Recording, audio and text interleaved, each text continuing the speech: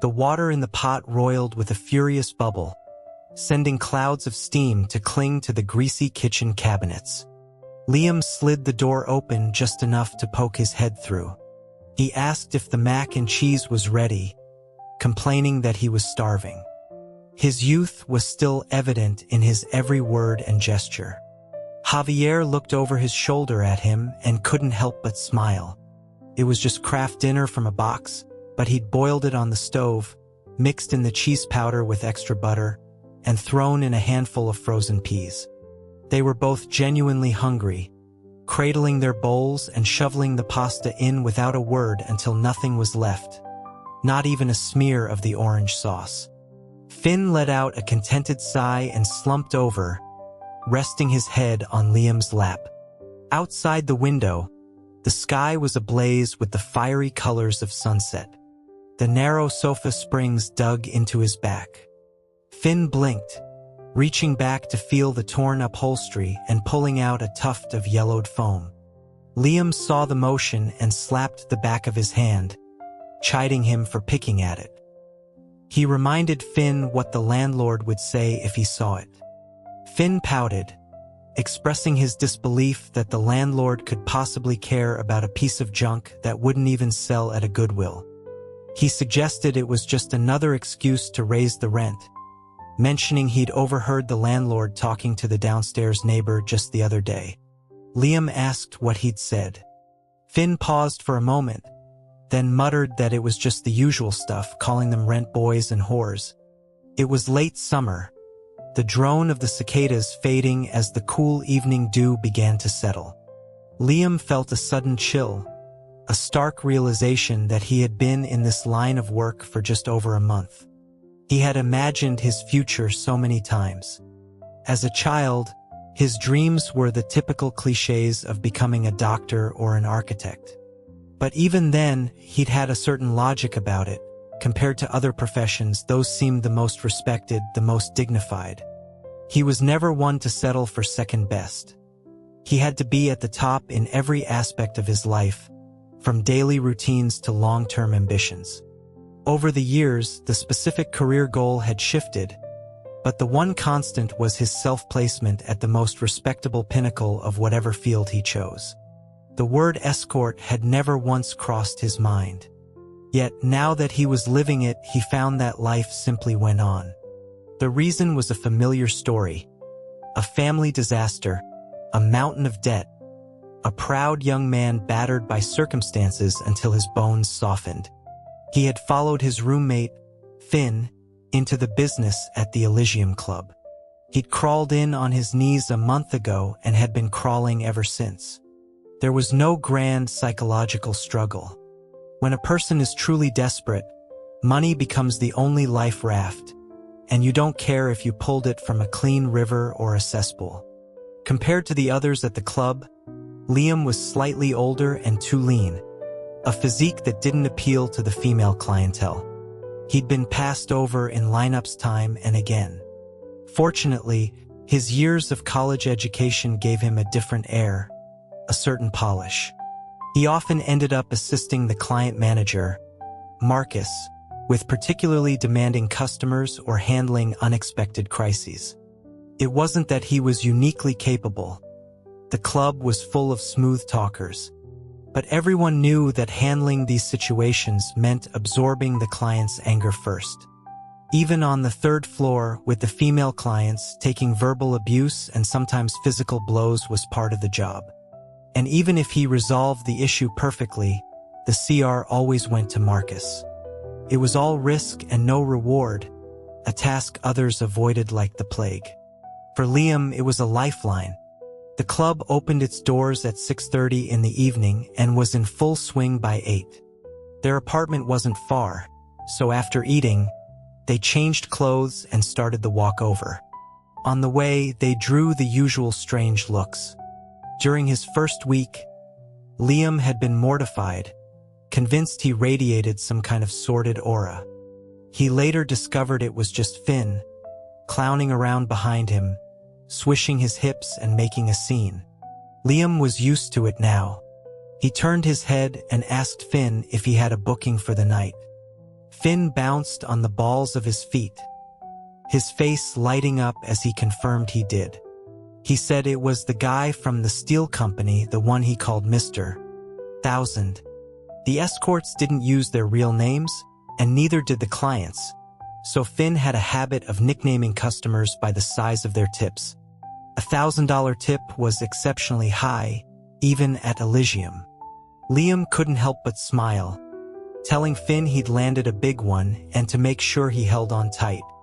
Finn preened with pride, then grabbed Liam's arm, suggesting again that he should come work on the 4th floor with him, insisting their team leader would be happy to have him. He argued that there was no future sitting in the 3rd floor lounge with the old broads, who were far more demanding. Besides, he pointed out, a month's worth of Liam's commission from drinks didn't even match one of his own good nights in tips. Liam just laughed it off, stating that it really wasn't for him. He claimed he was too old, not clever and cute like Finn. As they spoke, they reached the entrance to the club. Finn started to argue his point again, but Liam covered his mouth, reminding him that the upcoming weekend was Thanksgiving. He told Finn that if his client didn't book him, he should come home early. He promised to make him that shrimp scampi he loved. The imported shrimp from Ocean's Catch cost $12 a box for just a handful, but they were unbelievably sweet. It was Finn's favorite, so Liam had asked a friend to pick up 2 bags from a specialty grocery store, which he immediately stashed in the small fridge in the staff break room. He had already thought through his Thanksgiving plans. He'd wanted to go home, but the bus ticket back to his hometown was over $100. He still hadn't sent his mother all the money she'd asked for last time, and on top of that, he was expected to give a gift to his sister's in-laws. All in, the trip would cost at least $1,000. He was saving money too slowly. After agonizing over it, he decided to stay in Port City. He could send the travel money home instead, and maybe use the holiday weekend to look for a real job. He'd overheard a client mention a factory uptown that was hiring, with a base salary of $6,000 a month. It was comparable to what he was making now, but it was legitimate work. The thought gave him a sliver of hope, and he found himself counting the days until the holiday.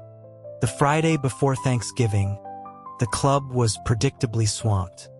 The usual slackers on the waitstaff were now a blur of motion, zipping back and forth with billfolds. The escorts all wore expressions of eager anticipation.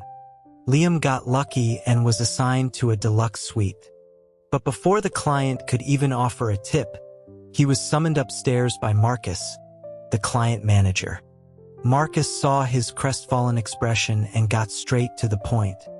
He told Liam to change into a supervisor's uniform, explaining that they were slammed and the regular supervisors were taking rooms, so he needed Liam to fill in.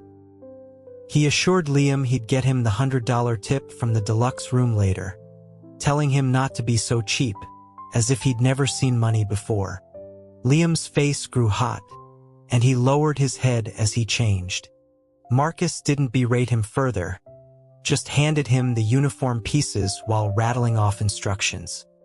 He told Liam to be sharp, to watch for anyone room hopping, and to write down the name and ID of anyone who ditched their client to party elsewhere. That behavior needed to be stamped out. He added that any client complaints were to be handled by soothing them immediately. It was always their fault, no arguing. If a client looked like they might skip out on the bill, he was to contact security. It was the same spiel every time, all written in the employee handbook. Liam had filled in before, so he just nodded, asking which rooms he was covering as he fastened his bow tie. Marcus informed him it was the mid-size rooms, 12 to 22. He glanced at Liam, about to add something else, but was called away by a server. Liam quickly straightened his uniform, checked that his lighter was on a medium flame, and placed it in his pocket along with a drink menu, a pen, a notepad, and a breath spray. By the time he was ready, Marcus still hadn't returned. He glanced outside, then quickly pulled out his phone and made a note in his calendar. Tip 100. Setting a reminder. A moment later, another escort knocked on the doorframe. He saw Liam and asked if he was Nico. He seemed agitated, questioning why Liam was still there and informing him that his section had a complaint. Nico was Liam's work name. Liam was taken aback and immediately asked which room. The messenger impatiently confirmed it was room 12, which was his responsibility. He urged him to hurry, explaining that both 12 and 22 had complaints. Marcus was dealing with 22 and wanted him at the other one immediately. Liam shoved his phone in his pocket and hurried out, asking the other escort for the primary client's name in room 12 and which escort was assigned to him. The man frowned, thinking for a moment, before replying that the client's name was Joe and the escort was one of Finn's group. Club complaints were usually predictable. On the hardware side, the room was too small, the sound system was bad, or something wasn't clean. On the software side, it was almost always an issue with the attitude of a server or an escort.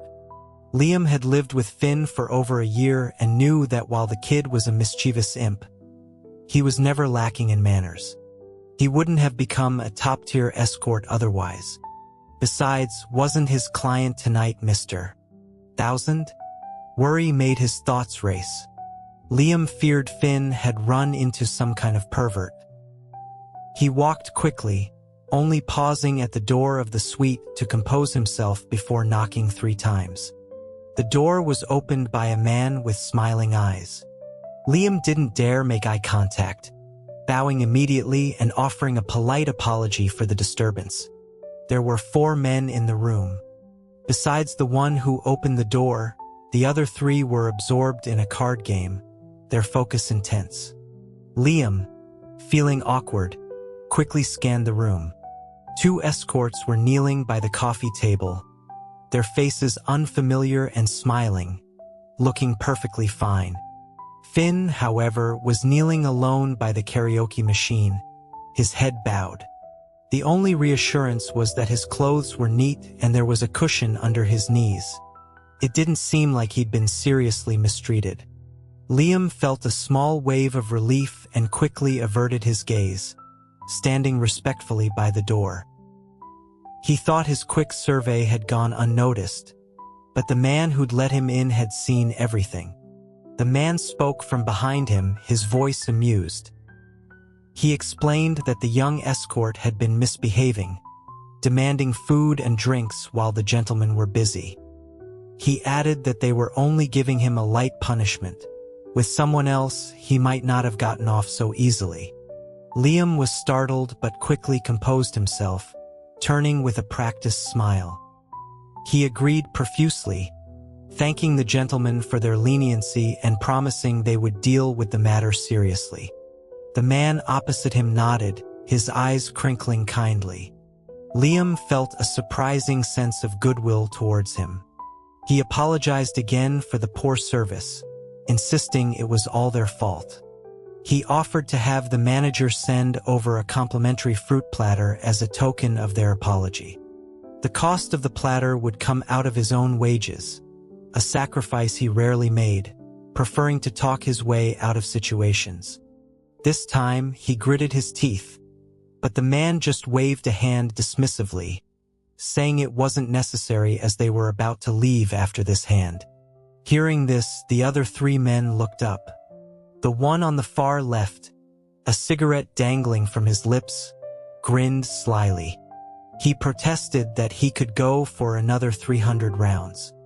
He teased the man, Julian, telling him to go ahead if he couldn't hold it anymore, joking that after 3 years abroad he must be getting rusty. The room erupted in laughter. Julian, the target of the joke, just shook his head at the man with a helpless smile.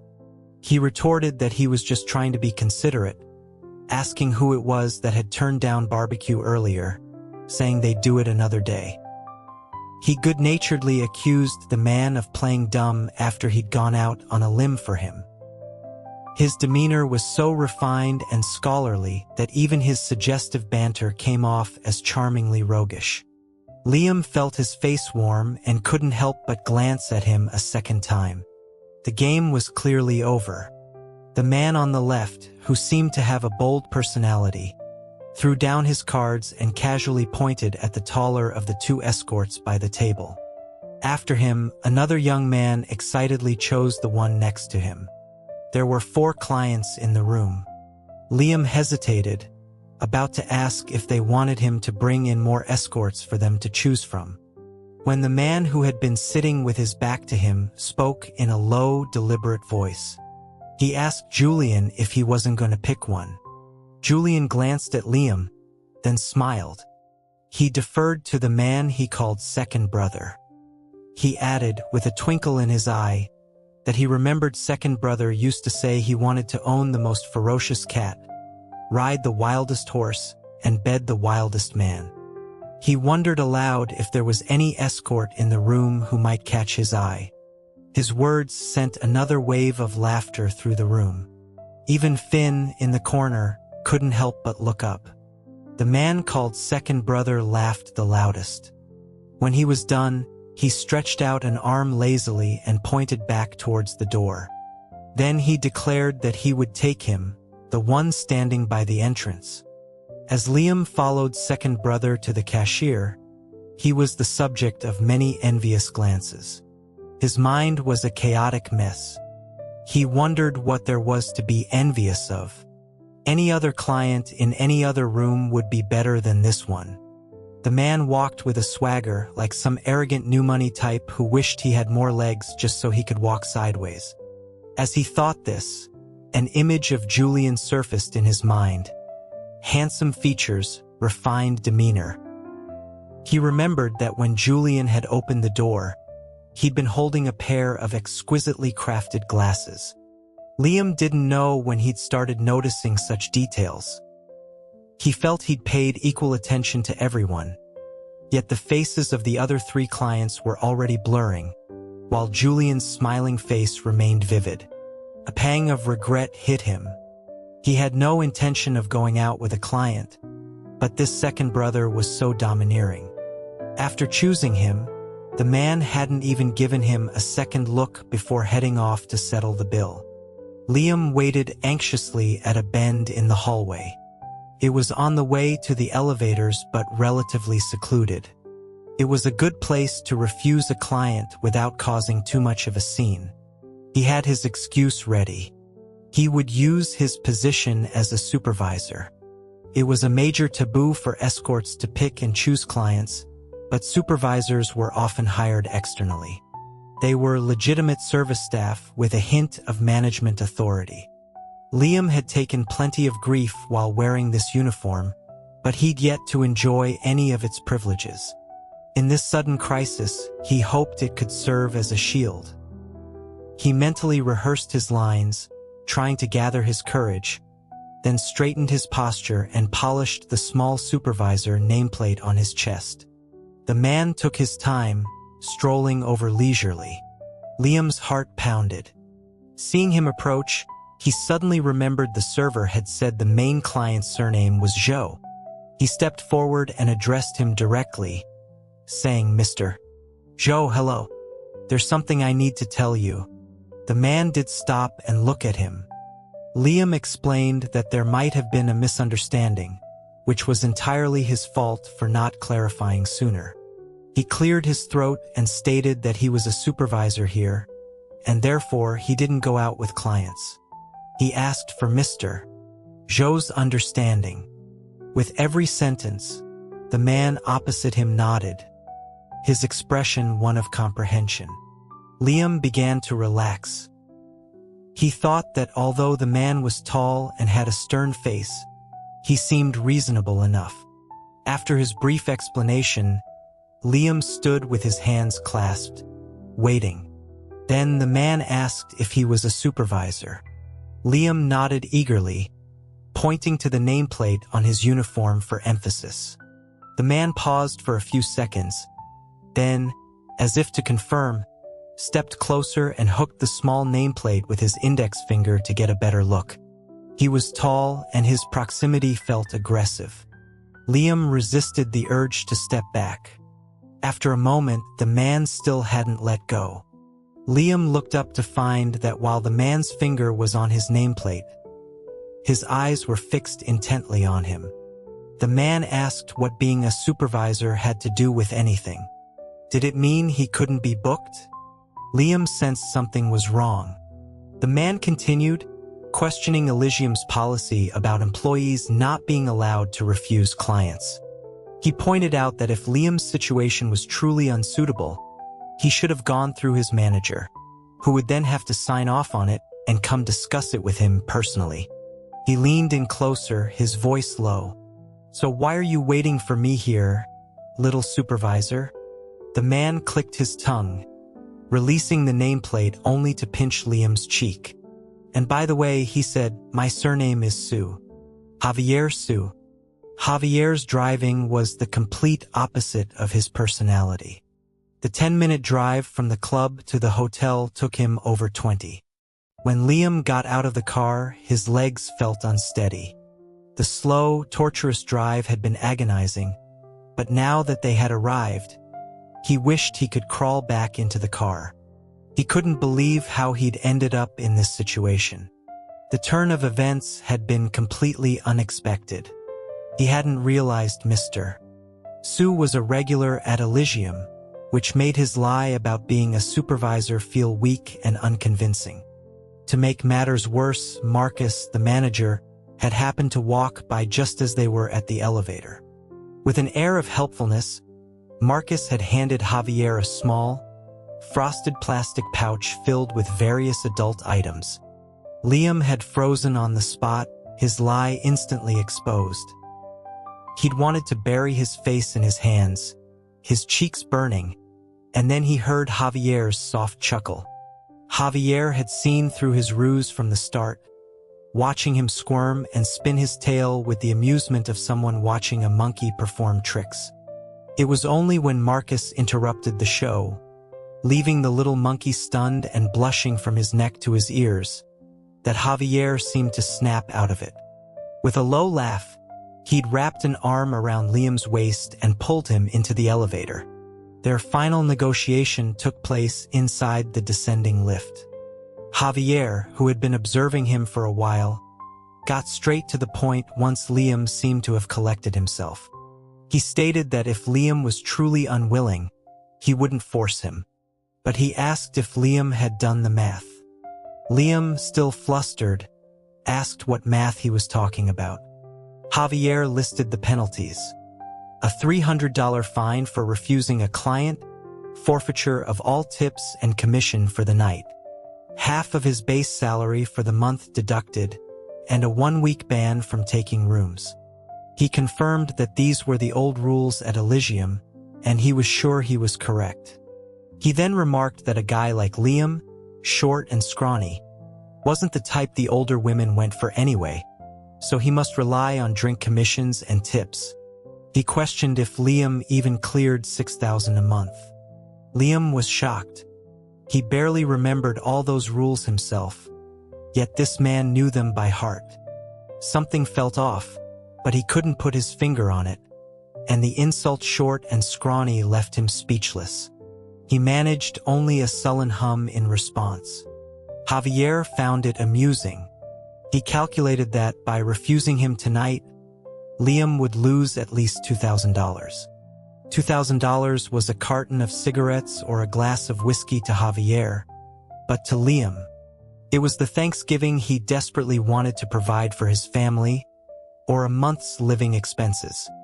Liam said nothing, staring down at his shoes. Javier continued, laying out the alternative. If Liam was cooperative, not only would there be no deductions, but he would also get a commission on the drinks Javier had ordered that night, which would be around $800. On top of that, there was a separate tip for the overnight stay. While he didn't have much cash on him, he said he had at least $5,000 or $6,000. Liam couldn't help but frown, retorting that Javier shouldn't always bring money into it. Javier looked at him and laughed. If not money, what should they talk about? Feelings? Love? He pointed out that they didn't even know each other, and even if they did, at the end of the day it was a simple transaction. One was buying, the other was selling. Liam shot back that he sold a service, he sold drinks, he sold smiles, but he didn't sell his body. Javier's patience was wearing thin. He asked why Liam was working as an escort if he didn't sell his body. Why not be a waiter? A stock boy? A dishwasher in the back? His face hardened as he said not to give him any sob story about being forced into it. No one held a gun to their heads. Everyone has problems, and the only reason to do this job was because the money was fast and it was good. He seemed to get annoyed with himself after the outburst, turning to watch the floor numbers on the elevator display. "Look, I've got plenty of money," he grumbled. "The tip will be generous. Whether you take it or not is up to you." The elevator chimed, indicating they had arrived at the second sub-level parking garage. The motion-activated lights hadn't turned on yet. The light from the elevator car spilled out, faintly outlining rows of luxury cars in the gloom. The dark garage felt like a gateway to another world, unsettling and vast. Liam stood rigid against the elevator wall, watching as the doors began to close. Javier hit the open button, and they slid back apart. He asked if Liam had made up his mind yet. His tone had shifted, a slight regional accent softening the end of his sentence, robbing him of his earlier menace. Liam looked up at him. After a long moment, he gave a small, unexpected nod. Javier didn't know what had made Liam change his mind, nor did he particularly care. To him, Liam was a transaction he'd been negotiating. They had a preliminary agreement. Whether the actual partnership would be pleasant remained to be seen. Liam had no intention of explaining. He couldn't deny that the slight lilt in Javier's voice had triggered a cascade of thoughts about his own troubles. The mountain of debt, his mother waiting for money, his sister being mistreated by her in-laws just 6 months after her wedding while he was powerless to help. These were the mundane, crushing realities of life, one problem solved only to be replaced by another. But for Liam, the weight felt unbearable. He often felt like an overworked mule, chasing a carrot he could never reach, with a heavy grindstone permanently strapped to his back. Javier was right. If it wasn't for the fast money, why would he have ever entered this profession? And now that he was in it, what was the point of pretending to have principles he couldn't afford? The hotel was a monument to opulence. Liam kept his head down as they walked, only breathing a little easier once they were inside the room. Javier dropped his things and went straight to the bathroom to shower. Liam, inexperienced, stood awkwardly in the room, unsure of what he was supposed to do. He pulled out his phone and saw a missed call from Finn from a few minutes ago. Hearing the sound of the shower, he figured he had some time and called back. Finn sounded dejected. When Liam asked where he was, he said he was just walking on the street. Back at the club, since Javier had chosen Liam, Julian had left with Finn. Liam had watched them go, worrying that Finn, being so young and having just been punished, might act out. Then he'd reassured himself that Julian seemed like a kind and gentle person, so Finn would probably be fine. But now something had clearly gone wrong. Why was Finn wandering the streets in the middle of the night? Liam asked why he wasn't with Mr. Julian. Finn confirmed he had been. When Liam pressed for what happened next, Finn replied that there was no next. He explained with a pout that Julian had said he was taking him to a coffee shop, but nothing was open at that hour. They drove around the city aimlessly for half an hour until Finn couldn't take it anymore and said he was getting tired. Only then did Julian get a hotel. It was an art hotel, minimalist to the extreme, with no grand lobby. When they got to the room, Finn saw the bare wood floors and furniture and assumed it was for some kind of special scene. It was only when Julian placed a keycard on the small table for him and then unlocked the adjacent room for himself that Finn understood. Liam tried to comfort him, though he was secretly curious about the details and found Julian's straightforwardness rather charming. But Finn was hung up on the lost overnight fee, so Liam sympathized and told him to go home and get some rest. Just before hanging up, Finn remembered to ask if Liam was at a hotel and if it was that second brother who had taken him out. Liam's face flushed again as he confirmed it. There was no point in hiding it.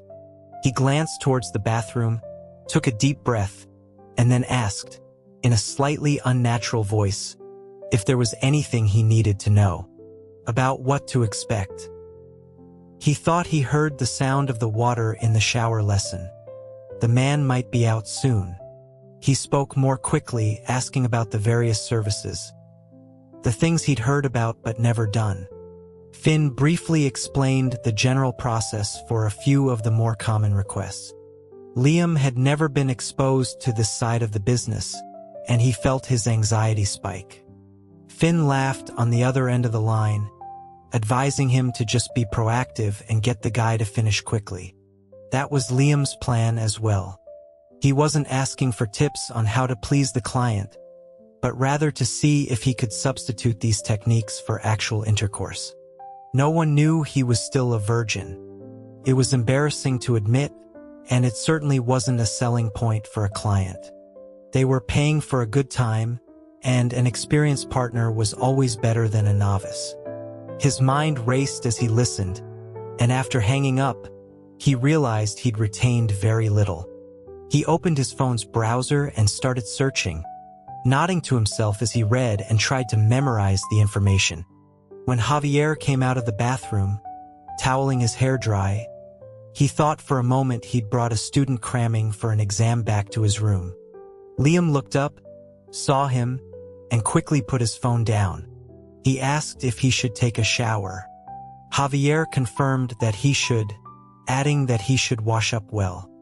It was an unsubtle jab, implying that people in his line of work were dirty. In the bathroom, Liam scrubbed his skin slowly. He thought that after tonight he really would be dirty. But then again, it didn't seem to make much difference. He had prepared for the worst when he entered this business. He'd even initially aimed for the third floor with the female clients. Finn had always urged him to move to the fourth floor, not knowing that Liam's original choice was based on rumors that the wealthy women on the third floor tipped better on average. It was just bad luck that he was never chosen. His looks weren't right, and his luck was poor, which was how he had managed to maintain this month-long illusion of purity. But so what? As Javier had said, from the moment he walked into Elysium, he had tacitly agreed to the sordid rules of the profession. Just tonight, he'd been looking forward to the Thanksgiving holiday and the chance to apply for a factory job. A few hours later, faced with Javier's offer of several $1,000s, he had caved. He was being ridiculous, he thought, still worrying about being clean or dirty at this stage. It was inevitable. Better to just get it over with. Javier was watching TV in the outer room. Liam could hear the sounds of some historical drama, which was then replaced by a sports report on the national soccer team. He washed meticulously. After drying off, he put on the hotel bathrobe and blew his hair dry. The face staring back at him in the mirror was that of a clean-cut young man. Outside, Javier was growing impatient. He'd gone to the airport to pick up his younger brother, Julian, whose flight from overseas had been delayed by 2 hours. Javier had a short fuse to begin with, and the delay had him on the verge of kicking his car's tires. His nephew, who had come along, had been surprisingly calm, sitting in the lounge reading a newspaper. A newspaper, Javier thought with a scoff. The kid couldn't even read a damn newspaper. That brat was even worse off than him. At least he had a high school diploma. His nephew had been kicked out before finishing 10th grade. In a city where money could get you into any school, his nephew was a special case. Everything was rubbing Javier the wrong way, and being hungry from the flight delay only soured his mood further. So, as soon as Julian landed, he drove them straight to the nightclub. His logic was that since dinner was already ruined, they might as well skip it altogether.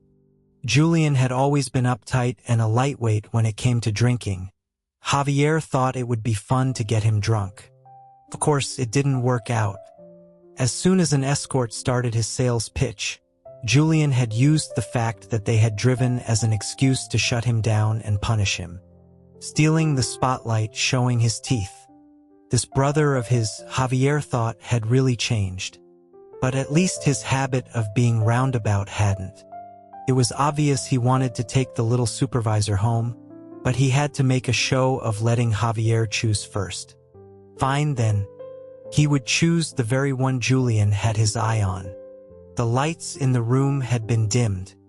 Javier turned on the air conditioning, cranked up the heat, and then opened the balcony door. A breath of fresh air swept in, carrying the faint, sweet scent of osmanthus. Javier was surprised. Port City was a northern coastal city. The climate wasn't suitable for osmanthus trees. He leaned out to look, but all he saw was moonlight washing over the ground. The garden below had nothing but ginkgo trees. He watched for a moment, then heard a rustling from the direction of the bathroom. He turned to see the little supervisor, freshly showered, standing by the bed. Without his work makeup, he looked very much like a student. Javier closed the window, walked to the bed, and patted the empty space next to him, motioning for Liam to get on. He asked if he was a student. Liam, still in his bathrobe, hesitated for a moment before getting onto the bed on his knees. He shook his head. Javier told him he could speak, questioning the head shaking. Liam clarified that he wasn't a student and had been working for over 2 years. Javier looked him over, then asked if he'd been working as an escort that whole time. Before Liam could answer, Javier pressed on, more puzzled now. He asked why Liam had put on such a virtuous act tonight, pretending to be a supervisor who didn't go out with clients. Did he look down on him? Liam quickly shook his head, explaining that it wasn't that. He was new to this and had never actually gone out with a client before. The words slipped out. Seeing that Javier didn't look particularly surprised, he decided to be completely honest. He addressed him as Mr. Su, admitting he had no prior experience but promising he would do his best. He said he was willing to do all the services he'd heard about, but Javier looked up at him, asking what the but was. Liam hesitated. He hadn't done that before, and he had to work tomorrow, so could they? He was afraid of getting hurt. I'll be gentle, Javier said lazily, reaching out to pull him down by the waist. He pressed on top of him and untied the bathrobe. No point doing all that fancy stuff if you're inexperienced. That would just be torture. He told him to just be good. Seeing Liam lying there as stiff as a board, he slapped his rear legs apart, wider. Javier had never been with a virgin, male or female. He'd been with prostitutes and escorts before, and though it wasn't frequent, it was always him being serviced. Beyond that, he'd never had actual intercourse with any of them. It wasn't that he didn't want to. It was just that, in his eyes, people from the outside were too unclean. Even at the most high-end clubs, who knew who the escorts had just been with, or what diseases they might have.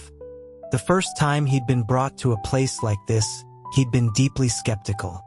He didn't trust their blood, and he didn't trust their saliva.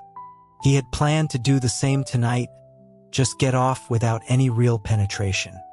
But when they were both naked, he felt a primal urge. The little supervisor's skin was too smooth. He'd only meant to grip the man's shoulders, but once he touched him, he found it hard to let go. The skin was almost luminously pale, yet felt slick and warm beneath his hands. After just a few caresses, It was as if small flames were igniting all over the man's body. His temperature rose, and his skin began to flush pink. The bedside lamp was still on.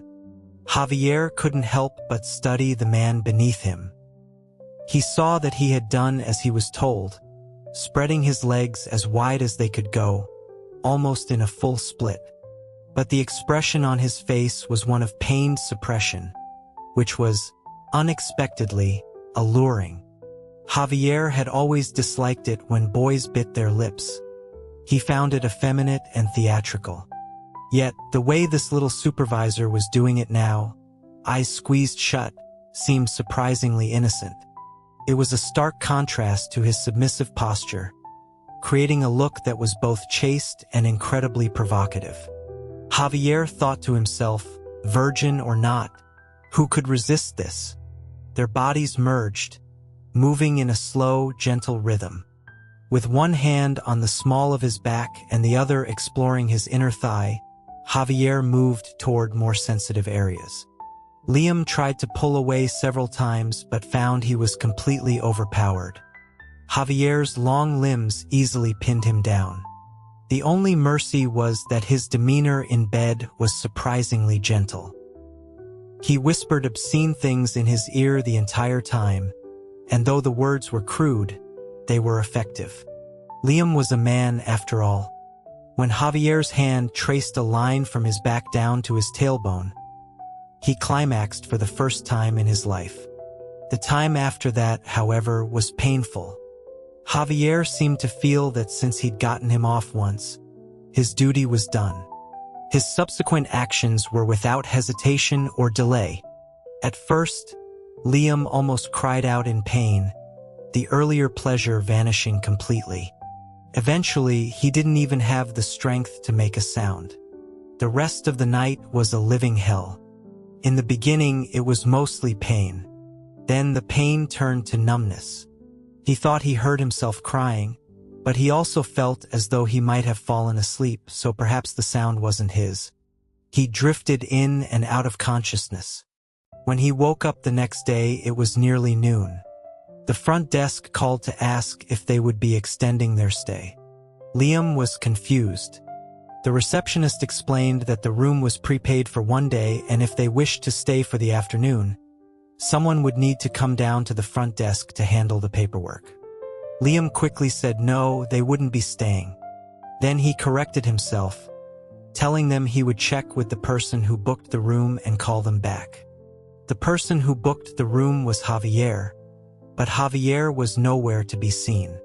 Liam sat up in bed, clutching the duvet, and stared into space for a while. When Javier still hadn't returned, he got up and limped to the bathroom to clean up. The bathroom counter was just as it had been the day before, except for one missing item: Javier's razor. As Liam brushed his teeth, he bent down to look for the complimentary men's toiletries kit provided by the hotel. As he pulled it out from a small cabinet, he had a sudden realization. Javier was gone, but if he was only out temporarily, why would he have taken his razor? A jolt went through him. He forgot about brushing his teeth and, with the toothbrush still in his mouth, rushed into the living area. The small coffee table and minibar were spotless. A sinking feeling started in his stomach. He opened every cabinet and drawer, searching frantically. He checked the nightstand, flipping through the hotel directory, notepads, and promotional materials. He even shook out the duvet on the bed 2 or 3 times. He kept searching until the front desk called again. It was then that the dull stare on his face hardened into a shocking realization. Had he just been used and ditched? It wasn't unheard of for clients to skip out on their bills at the club. Usually, it was a group of people who would run up a tab in a private room and then leave one by one with various excuses. These were experienced grifters who knew how to dodge the staff. Liam had been on the lookout for them at Elysium, but he never imagined he could be personally scammed on an outcall. The shock was so great that even after he got home, he was still in a state of disbelief. When he explained what happened, Finn's eyes went wide. He slapped his thigh and yelled that he knew it, that they were a bunch of con artists. Liam held onto a sliver of hope, wishing there was some other explanation. But Finn was already counting on his fingers, analyzing the situation. He declared that the group of cheats hadn't even been willing to buy a single bottle of liquor. He asked Liam if he knew why he had been punished the night before. It had nothing to do with him. He was referring to Julian as the one with the glasses. Liam hadn't had a chance to ask about the details, and now he urged Finn to explain what had really happened. Was it Julian who had punished him? Finn confirmed that it was, his voice still thick with indignation. His regular client, Mr. 1000, had been poached by someone else, and he'd been hoping to make up for the loss in that room. He never expected them to be a bunch of cheapskates. He explained that part of their job was to upsell, and he was good at it. He'd waited for the right moment, when the mood was good, to suggest some drinks. But the man had shut him down immediately and, for no reason, ordered him to go kneel in the corner. Upselling drinks and snacks was standard practice in the private rooms. An experienced escort knew how to do it without making the client feel awkward or pressured. Finn thought he had handled it well, so he was stunned when he was rebuked so sharply. His pride had been growing lately. As one of Elysium's top escorts, he was young, handsome, and had a roster of regulars. Even with new clients, he was usually very successful, and their spending was never low. To be shut down so bluntly was a huge loss of face. He had talked back a couple of times, which resulted in the complaint. Finn speculated that the man was just a prissy pretty boy with a mean streak. The image of Finn making such a serious accusation made Liam crack a small smile. He thought to himself that the dark-faced Javier wasn't much better. He sighed, then remembered that Finn had seemed reluctant when he'd left with Julian. Now he understood why. Finn added that someone had told him his horoscope for the month was terrible. He cursed, saying it was obviously true. To top it all off, Julian hadn't given him an overnight fee, so now he had to pay the club out of his own pocket. Liam never knew what to say when the conversation turned to astrology. If Finn's bad day was because of his horoscope, then his own constant string of bad luck must be a fundamental cosmic misalignment. The overnight fee was a real problem. He'd have to see how much he had left after paying it himself. The sky outside was darkening, threatening rain. Liam checked the time. It was already mid-afternoon. He hadn't eaten and was starting to feel hungry, but when he tried to stand up, his legs were weak. His whole body ached. He managed to push himself up by his knees, but he felt dizzy and swayed on his feet. Finn saw him and rushed to help him back to the bed. Liam pushed him away, frowning, insisting he was fine and was just going to make some noodles. Finn forced him back down and felt his forehead. He told him to forget about noodles. He would order some takeout. Then he asked if Liam thought he might have a fever. He also asked a critical question. Did the guy last night use a condom? Liam froze. Finn's eyes widened when he saw his blank expression. You didn't even notice? He exclaimed. Dude, you have to. What if he has something? Liam admitted that he truly couldn't remember. Finn waved a hand in exasperation, telling him he was unbelievable and that he should get tested in a while. For now, he was going to order food. But because it was the Thanksgiving holiday, half the restaurants were closed. Most of what was left was spicy Sichuan or Hunan cuisine. Finn muttered to himself as he scrolled through his phone, finally shouting to Liam that he was just going to run down and buy something. Liam hadn't felt tired before, but now, lying on the bed, waves of drowsiness washed over him. He drifted into a hazy sleep, only to be woken sometime later by his phone ringing. It was his mother's voice, laced with concern. She asked him how he was spending his Thanksgiving. Liam grunted, taking a moment to clear his head before managing a mom. His mother launched into her usual guilt trip, saying she thought he'd forgotten about her, that it had been so long since he'd called and she'd been worried sick. Liam gave a weary smile, knowing what was coming next. Sure enough, she asked when he was going to bring a nice girl home to meet her, reminding him that his cousin was getting married and that she was eager for grandchildren. Liam knew this wasn't her real point. He cut her off, asking what the point of bringing a girl home would be. Could their family afford a bride right now? Who would raise a daughter just to have her marry into a family drowning in debt? His mother was indignant, arguing that everyone had debt these days. She pointed to big-shot CEOs who owed banks millions but lived lavish lives. Even the country had national debt, so why couldn't their little family have some? Liam's heart pounded with anger. He fought to keep his voice steady as he retorted that it was easy for her to say, since he was the one paying it off, and he was the one who got beaten up when the debt collectors came knocking. But he conceded her point about the CEOs. He suggested that they follow their example and mortgage the house. It would pay off their debts, and she could get a taste of what it was like to be a big shot who owed the bank. There was silence on the other end. The house was her weak spot. When Liam was young, she used to say that sons and daughters grow legs and run off to other families, but a house stays put. It was the only thing you could rely on. She'd stopped saying it as the kids got older, but her actions were those of a true house worshiper. Years ago, when their large house was demolished for a smaller apartment in a redevelopment project, she had fought tooth and nail, sacrificing his sister's future in the process. Now she was on the verge of sacrificing her son. The memory gave Liam a throbbing headache. He wanted to scream at her or just cut off all contact with his family, but he couldn't bring himself to do it. Since his father's death, he'd been saddled with the responsibility, pulling the heavy grindstone of family year after year, with no end in sight.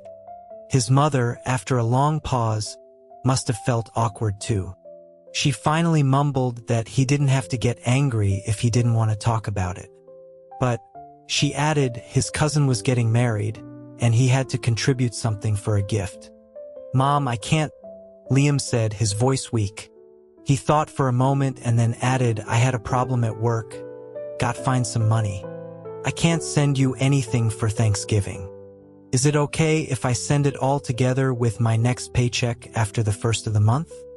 His mother started to protest again, but Liam sighed and ended the call. His head still hurt, but he couldn't sleep.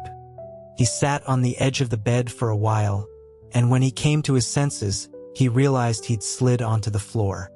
He sat there, dazed, then reached under his pillow and pulled out a small, blue cloth pouch. It was palm-sized, its corners frayed from wear. He took out the money inside and spread the bills out on the bed, counting them carefully. This was all the cash he had on him. He knew his own weakness. Whenever his mother called, crying for money, he couldn't refuse for long, even if he said no at first. So, he had a rule. Any cash he had over $200 went into a fixed-term savings account. But today, the money really wasn't enough. He still had to pay the club's overnight fee. Thinking of this, he remembered the man from last night, so self-righteously calculating his finances for him. He gave a bitter laugh. There were two kinds of people who were easily scammed, the greedy and the desperate. He was so desperate that it must have been written all over his face, making him an easy target. And what a terrible first experience it had been. That Javier guy's technique was probably so bad he couldn't find a regular partner. With his looks, why else would he need to scam escorts at a nightclub? Liam shook his head in disgust. He felt like he was forgetting something when his phone buzzed. A text message from his mother. "I have no money left for groceries. Can't you just send a little something?" Another was a notification from his calendar. Tip 100. Elysium had a standard tip system. In a deluxe suite, each escort was guaranteed at least $100. In his month at the club, yesterday had been only the second time he'd gotten that lucky. But just as the client was about to give him the tip, Marcus had called him away. Thankfully, Marcus had promised to cover it. With that money, he could pay the overnight fee and still have a little left over. Fearing the promise would vanish if he waited, Liam, despite his fever, went to Elysium. To his dismay, Marcus looked at him with surprise. "You're asking me for the tip?" he asked. "Nico, if we hadn't been short a supervisor yesterday, you never would have had that opportunity." Liam's heart had been pounding with anxiety when he'd made the note, fearing something like this would happen. Seeing Marcus's attitude, his stomach dropped. "Marcus, that's not what you said yesterday," he said, his voice rising with urgency. "You said the deluxe suite tip was $100 and you'd give it to me later." The staff room was busy with people coming and going. A few curious glances were thrown their way. Marcus sneered, his eyelids heavy. "What did I say? I don't seem to remember." He added that if Liam was going to accuse him of something, he needed proof. Besides, if a client doesn't tip, it's not the manager's problem. Elysium didn't have a rule like that. "You told me right here that you would cover it.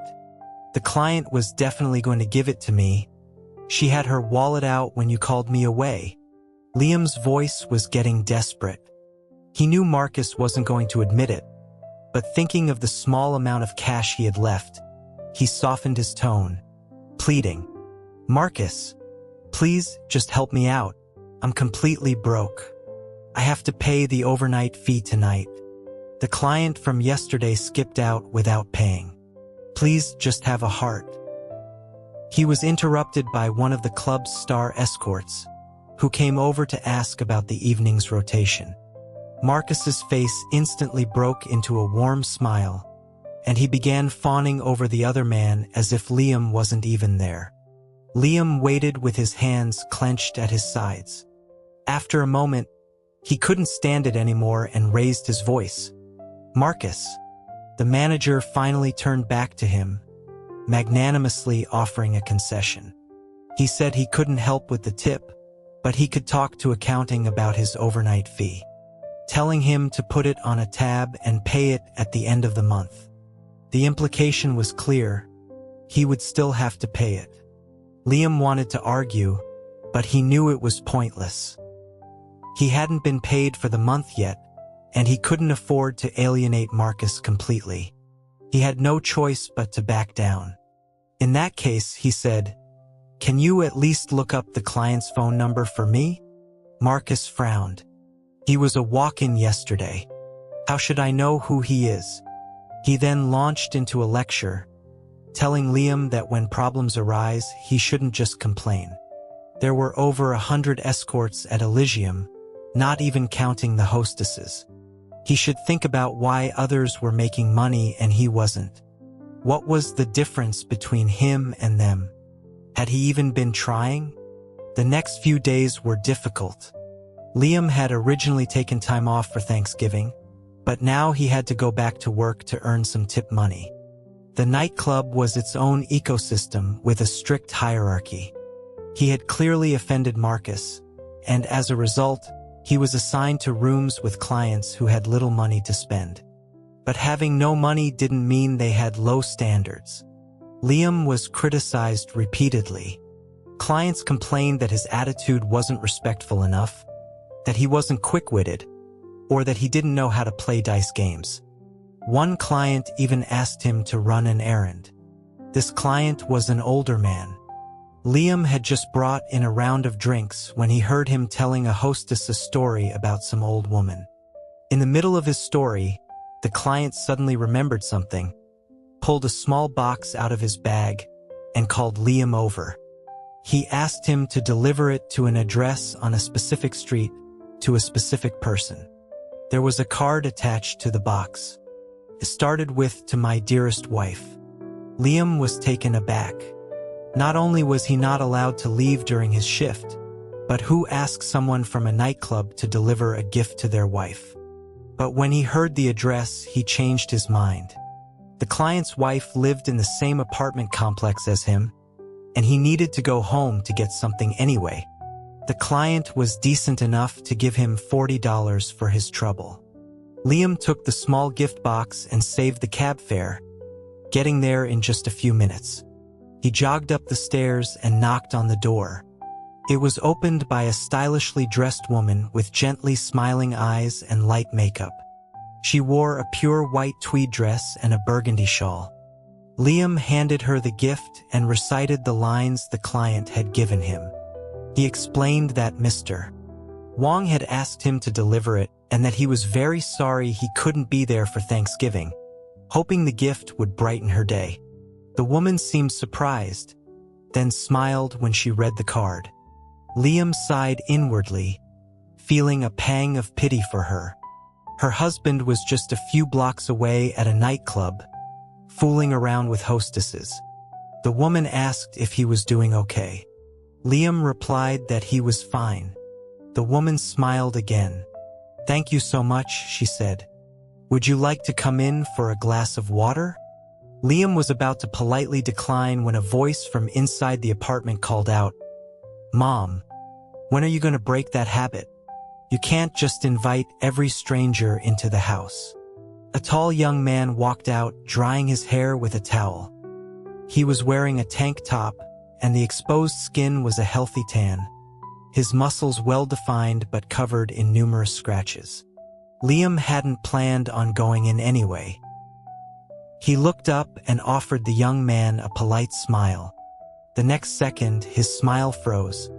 The two men, one inside and one out, spoke at almost the same time, their voices filled with anger. "What are you doing here?" Javier stared, his eyes wide, looking from Liam to the gift in the woman's hand.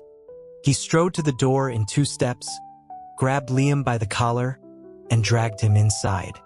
"Where is that bastard?" he demanded.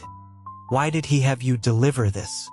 The moment Liam saw him, the anger that had been simmering for days boiled over. "I've got plenty of money, the tip will be generous. I've got at least 5,000 or 6,000 in my wallet." Bullshit. He was probably the only person in history who'd been screwed for free and then had to pay the nightclub for the privilege. Liam had tried not to think about it, not to complain to anyone. It was pointless, and frankly, the humiliation was too great to even speak of. But he never, ever expected to run into him here.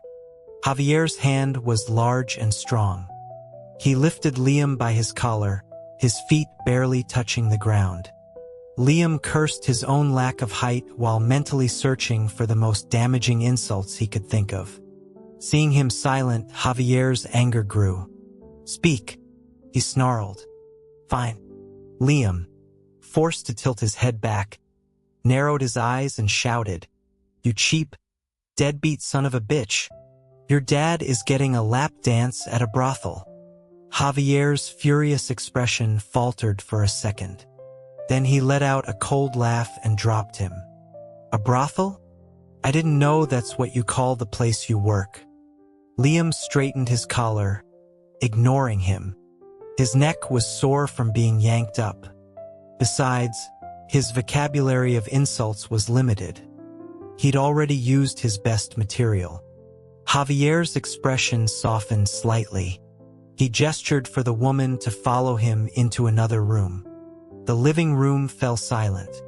Liam stood there, hearing only a muffled "Where are you?" and a harsh "Get lost." The rest of the conversation was indistinct. With nothing else to do, he looked around the apartment. It was a small 2-bedroom, but it had good light. The layout was probably 2 south-facing bedrooms, better than the place he and Finn rented. The living room was sparsely furnished. Just a white leather sofa, a glass coffee table, and a walnut-colored chest of drawers in a distressed style. On top of it sat a piece of bone china art that clashed horribly with everything else. Liam's long-dormant, obsessive-compulsive tendencies began to stir. The sofa's leather was decent, the glass of the coffee table was high quality, the chest was likely real wood, and even the art piece had a certain flair. But nothing matched. His own place, as shabby as it was, at least had a consistent, if worn-out, minimalist theme. This place was a chaotic jumble. It didn't take long to figure out who was responsible for the jumble. Javier emerged, now wearing a white button-down shirt, unbuttoned, over his black tank top. His hair was still damp. He tossed the towel from around his neck onto the sofa and walked over to look down at Liam. A drop of water fell from the tip of his hair onto Liam's shoe. Liam took a disgusted step back. Javier looked at him and asked why he had left on his own that day. He claimed he'd had an urgent matter to attend to, and when he called the hotel, they said Liam had already checked out. Liam was stunned for a moment before he realized Javier was talking about the scam. But the way he said it, as if he had actually intended to come back. Liam pursed his lips, skeptical. Sure enough, Javier continued, explaining that he'd had an emergency and left before dawn, around 4 in the morning. He said that after he finished his business, he remembered Liam and asked the hotel to tell him to wait so they could have lunch together. But the hotel informed him Liam was gone. His tone was natural, his expression unreadable.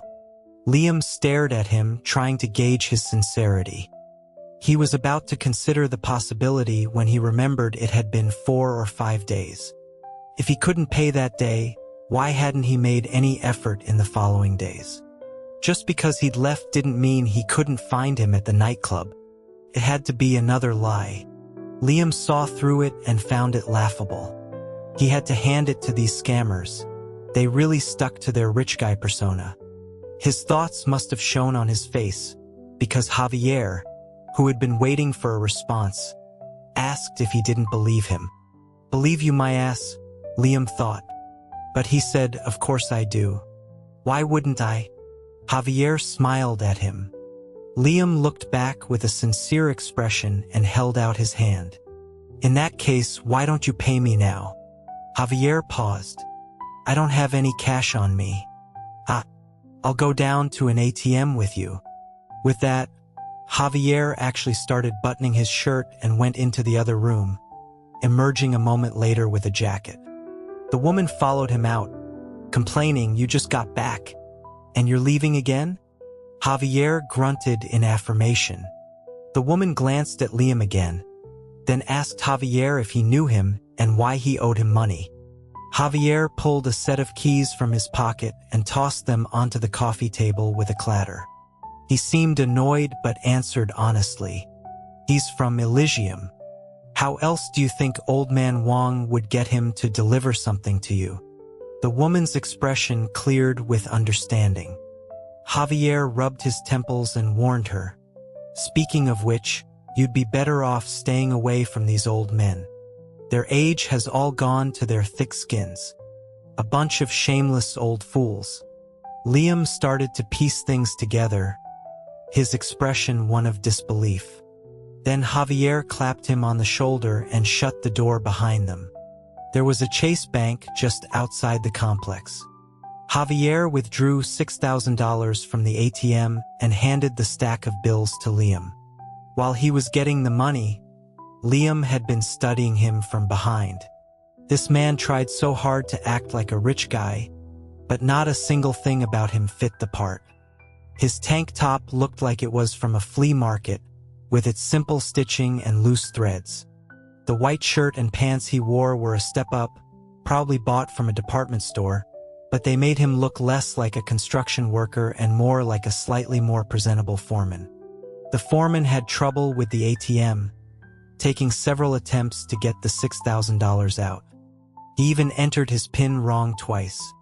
At first, Liam suspected it was all an act, but when he finally handed over the cash, Liam felt a strange guilt, as if he were taking the hard-earned money of a working man. Javier stuffed his card back into his wallet and turned to see Liam's hesitant expression. "What's wrong?" he asked. Liam was silent for a moment, clutching the money. He then pulled out a few bills and handed them back. 5,000 is enough. Javier was confused. He'd expected him to complain it wasn't enough, not that it was too much. But he didn't argue. He took the money and stuffed it into his pocket. He felt like he should say something, but the words that came out sounded odd. "Thanks," he said. Liam just grunted, looking away at the pavement. "Just don't complain it's not enough," he muttered. They had left the bank, and the atmosphere between them was strange. Before Javier could figure it out, Liam spoke again, hesitantly. You should probably stay away from places like Elysium." The sun was bright, and the leaves of the ginkgo trees, half gilded in gold, rustled in the breeze. The light filtering through the branches danced on Liam's hair, creating small halos of light. Javier realized the boy was actually quite good-looking. Standing there in the sunlight, with his dark hair and bright eyes, he was captivating. It was just that his tone was a bit preachy, like a high school English teacher dispensing life lessons. The teacher seemed to have run out of words after that one sentence. They said an awkward goodbye and turned to walk in opposite directions. Javier thought to himself, "Is this guy nuts?" After a few steps, Liam's initial joy at having the money overwhelmed everything else. His thoughts were simple and pure. "Ha ha ha, I'm rich." It was Liam's first major tip, giving him a taste of what it felt like to make a fortune in a day. He used to spend a lot of time just staring into space, back when he wasn't making much. He'd watch the others come and go, calculating his monthly expenses and wondering what his life would be like if he wasn't doing this. There was no easy answer. He had struggled to find a job before. The sudden family crisis had dropped a mountain of debt on him. He had been working at a pharmaceutical company, a stable job with a steady but modest salary that couldn't possibly cover such a debt. Changing jobs was the only option, and naturally he needed a higher salary. But to potential employers, his skills and experience didn't justify his high demands. He was overqualified for low-paying jobs and underqualified for high-paying ones. He had even considered sales, thinking about selling CR cards or working in a call center, but he was rejected for being overeducated. In this day and age, companies preferred to hire second-rate talent for first-rate pay. A graduate from a prestigious university like Liam was seen as a flight risk, not worth the trouble unless he showed an aggressive, wolf-like drive. Liam knew he didn't have that kind of drive. If not for the family emergency, he would have been content with a respectable, stable job paying $2,000 or $3,000 a month rather than a high-paying one that required constant travel. But when disaster struck, he found that even those opportunities were out of reach. He had spent that time cycling through self-motivation and crushing reality. Later, in calmer moments, he thought that if he'd had a mentor to guide him, or close friends to offer support, he might not have ended up at a nightclub. But he had no one. He was a mule with blinders on, plodding forward, and when the weight on his back suddenly increased, he had stumbled and fallen onto a different path. The money from Javier gave Liam some breathing room. He paid his overnight fee, set aside $500, and deposited the remaining $4,000 into his fixed-term savings. For the next few days, Marcus was out, and someone else was filling in. Life got easier for Liam. He stayed on the third floor, serving drinks and fruit platters, occasionally playing dice with the clients. During that time, one of Finn's regulars returned from a business trip and booked a room at Elysium for several nights in a row to entertain friends. Finn dragged Liam along to help out. Liam knew a surprising number of old patriotic songs and spent a few nights belting them out, earning nearly $6,000 in tips. Felt like his luck had turned. He no longer had to worry about being chosen or not. Just by serving drinks and singing with clients, he could make $1,000 a day. He was happy but also cautious, afraid that this good fortune was fragile and could be blown away with a single breath. Before he knew it, the holidays were over. Liam's good luck streak continued, but Javier was having a miserable time.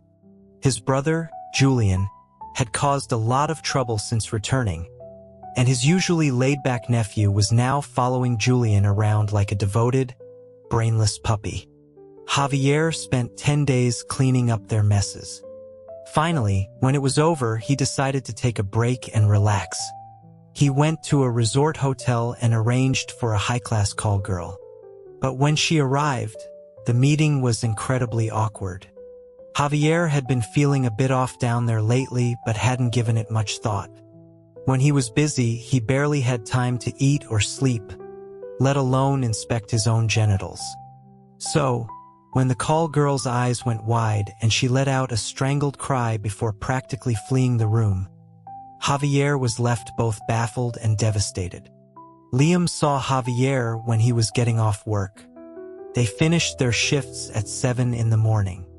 Usually, Liam left early, but that day, a server had asked for his help moving something, so it was almost 8 by the time he changed his clothes.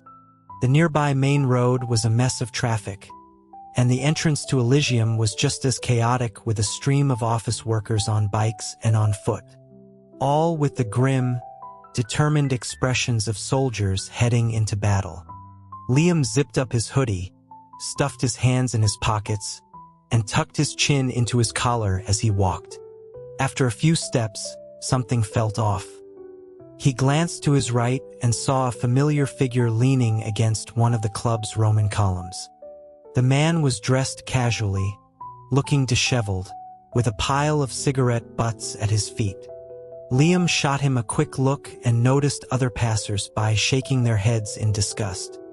He thought about how low the man's character must be to litter like that when there was a trash can just a few feet away. The more he looked, the more disgusted he felt, and he quickened his pace. But then a voice from behind him shouted, "Hey, stop!" A shiver went down Liam's spine. He had a bad feeling and started walking even faster, almost breaking into a run. But the person behind him had longer legs and caught up in seconds, grabbing him by the back of his collar. Javier frowned as he pulled him back. "I was calling you," he said, annoyed. "Why are you running?" Liam was spun around to face him. Noticing the stares from onlookers, he snapped back. "How was I supposed to know you were calling me? I have a name, you know." "It's not Hey." Javier asked what his name was. Liam was taken aback. "Huh?" Javier paused. "I forgot what your name is." That night had just been a hookup for him, and the names of all the escorts sounded the same, like hairdressers at a salon. All Nikos and Dylans. He'd forgotten the man's name halfway through the night and had just resorted to calling him generic pet names.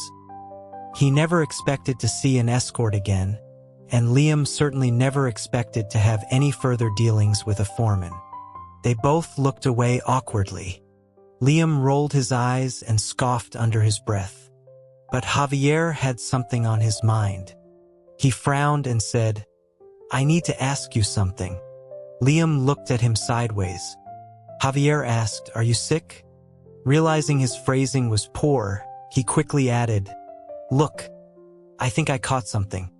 Javier had been feeling uncomfortable in a certain area recently, but he'd been too busy to pay it any mind. It wasn't until the call girl's reaction the night before, when he'd taken off his pants to reveal a cluster of small red spots, that he realized something was seriously wrong. The sight was gruesome.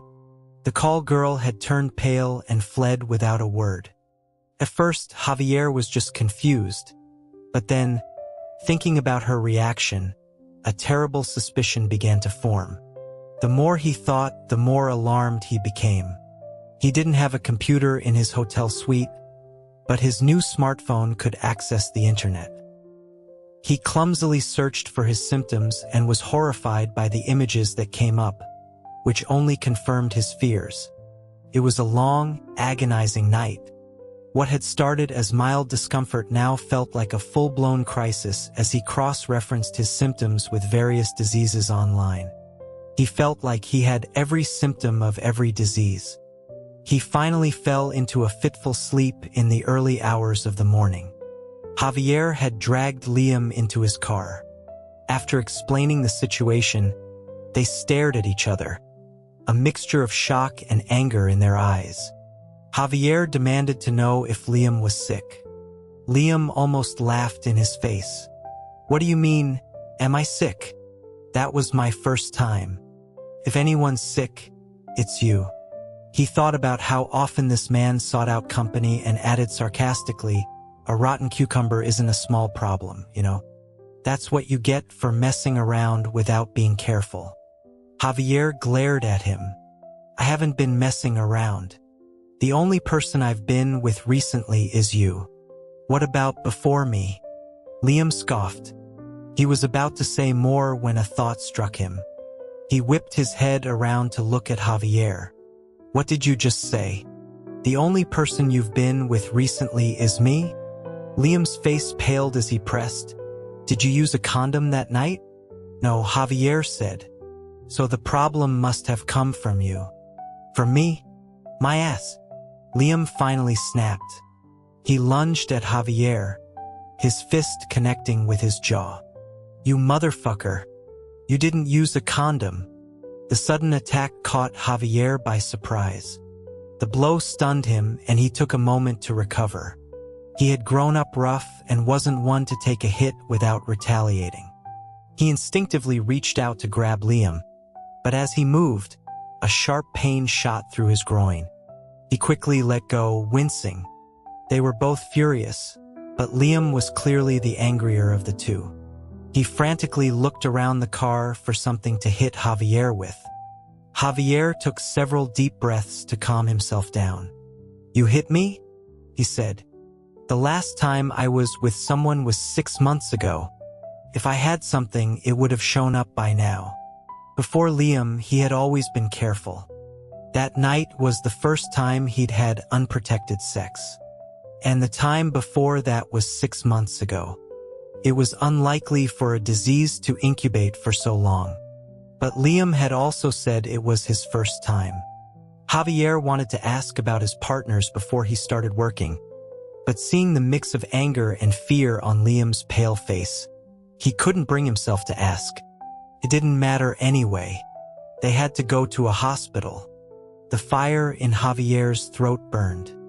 He turned the car around and headed for a men's health clinic, calling a friend on the way. He didn't want to admit he was the one who was sick, so he made up a story about a young friend who wasn't feeling well. Through a chain of friends, he managed to get them tests for HIV and syphilis. They were both a nervous wreck, rushing through the hospital for blood tests. A few hours later, they got the results early, both negative. Javier let out a sigh of relief, but Liam was still worried. He pointed out that HIV has a long incubation period and they would need to get tested again in 3 months. Javier tried to reassure himself, saying it was probably nothing. If neither of them had it, could the disease just appear out of nowhere? Liam shot him a cold look. "What do you mean, appear out of nowhere? Do you even know where HIV comes from?" Javier admitted he didn't. "From gorillas," Liam said flatly. The relief was starting to set in for him too. He looked Javier over. He seemed to have gotten darker in the last few days, and his arm muscles were particularly developed. If you covered his face, he didn't look much different from a gorilla. He wanted to make a sarcastic comment but couldn't find the right words, so he held his tongue. It wasn't HIV or syphilis, but Javier's privates were still in a sorry state. He had to call his friend again and get them an emergency appointment with a dermatology specialist, again using the excuse of a young friend who wasn't feeling well. In their haste to get to the hospital that morning, Liam hadn't paid much attention to what Javier was wearing. Now, while Javier was on the phone, he noticed the man was decked out in knockoff designer brands. He couldn't identify the pants, but the shirt and belt were clearly fake Gucci. Javier had no sense of style. The shirt was half tucked in, his hair was a mess, and he had a 5 o'clock shadow. When he put his hand on his hip while on the phone, he looked like a common thug. The sight was so offensive to Liam's sensibilities that he wanted to stand 10 feet away from him with a sign that said, "I don't know him." But Javier was oblivious. He finished his call and walked over. "You wait here for an hour or so," he said. "I'm going to see the doctor, and then I'll take you home." It was a weekend, and the traffic around the hospital was terrible, making it hard to get a cab. Liam had been up all night and hadn't eaten or drunk anything while waiting for the results. He was starting to feel exhausted. He called the club to ask for a day off, then texted Finn to let him know he didn't have his keys and would be back in about an hour. With nothing else to do, he leaned against a bench in the hospital hallway and dozed off. He felt like he had just closed his eyes when he heard Javier's voice calling, "Kid?" Liam frowned and mumbled a response, blearily opening his eyes. "Let's go," Javier said. "I'm done." He started walking, then turned back when he realized Liam wasn't following. Liam was still dazed. He stood up and checked the time, surprised. "You're done already?" It had only been about 5 minutes. Javier nodded. Liam asked what the diagnosis was. Had they figured it out so quickly? "It's nothing serious," Javier said, waiting until Liam caught up to him before rubbing his ear awkwardly. "It's eczema." He looked embarrassed but confessed, "It's just a heat rash from being too sweaty." They walked out of the hospital in silence. It took Liam a moment to process the information and another moment to realize the implication. "So you dragged me out here today because of this? A heat rash. A heat rash." So he had spent the morning terrified, angry, and mentally preparing his will, all because this man had a sweaty crotch? This guy was insane. Javier coughed. Liam was speechless for a moment, then said, "Wow, dude, how many days did you go without changing your underwear to get a rash like that?" "I change them regularly," Javier said defensively. "But I've been at a construction site recently. It's a tunnel project, so it's probably just too damp." Liam was silent. He'd always thought the man looked like a construction foreman, and it turned out he was right. But the thought of all the drama today over such a trivial issue was still infuriating. At the same time, it was a relief. It was better than the alternative. Javier asked where he lived so he could take him home. When Liam told him the name of his apartment complex, Javier looked at him in surprise. Liam smirked. "Same complex as you." "Oh," Javier said. "I guess we'll be seeing more of each other then." "I hope not," Liam retorted. "Nothing good ever happens when I see you." He was still fuming and mimicked Javier's earlier phone call in a high-pitched voice. "Oh, my poor little friend isn't feeling well. Can you get him in to see a doctor? Oh, and it seems my little friend has a skin problem too. Can you get him in to see a specialist?" He scoffed. This little friend was scared to death. "Let's just go our separate ways." Javier was stung by the mockery but knew he was in the wrong, so he couldn't argue back. He drove the rest of the way in silence. When they reached the entrance to the complex, he finally mumbled, "Yeah, well, it's not like you're a good luck charm for me either." Liam had been on edge all day. Even though he knew Javier's problem was just eczema, the fact that he hadn't used a condom still worried him. Ever since he'd come to terms with his sexuality, he'd been terrified of this. The risk of HIV transmission is higher among gay men, and while it's not a risk between two healthy people, he didn't trust Javier's word. A man who frequented nightclubs, got rashes from poor hygiene, and sought out call girls at every opportunity couldn't be trusted. He went home with a heavy heart and ran into Finn on his way out. Finn was dressed up today in a small button-down shirt and a blue and black British-style school uniform that cinched at the waist and flared at the hips. Liam almost didn't recognize him. Finn touched his hair shyly. Liam asked in surprise why he was wearing that. Finn tilted his head up. "Do I look handsome?" he asked. Liam smiled. "Very handsome." Finn's age was a mystery. He claimed to be 18 one day and 20 the next. But in that uniform, Liam thought he could have passed for 16. He looked so young and fresh, with his pale skin and large, bright eyes. The last time he'd seen him dressed like that was when he was looking for a roommate. Finn had shown up with a backpack, wearing a school uniform, and said, "Hello, sir. I'd like to rent this room." Liam, a sucker for a pretty face, had agreed immediately. Finn stood at the door, admiring his outfit. Liam patted him on the back to snap him out of his narcissism. "Are you heading out?" he asked. "Have you eaten? I can make something now." "No, I'm good," Finn said. "I'm going in early today." "So early? You haven't even put on makeup." "The client doesn't like it," Finn said, waving a hand. Then he remembered to ask, "Where were you all day? You look pale. Are you okay?" Liam shook his head, hesitating for a moment before saying he was fine. The HIV scare wasn't a small thing. Even though his test was negative, the window period was long. It had only been 4 weeks since that night with Javier. It was too soon to be certain. He felt a persistent unease but didn't want to tell Finn and scare him. Finn bounced down the stairs cheerfully.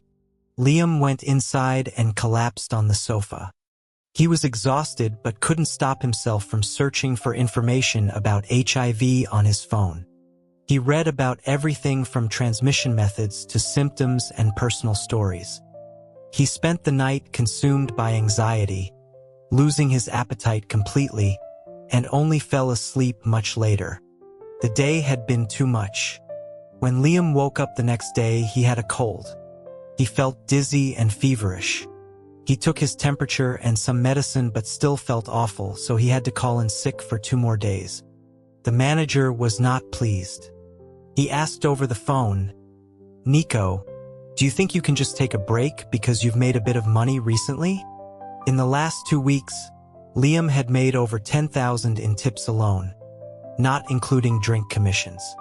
It was true that this financial cushion was why he felt comfortable taking time off, but he didn't dare admit it to the manager.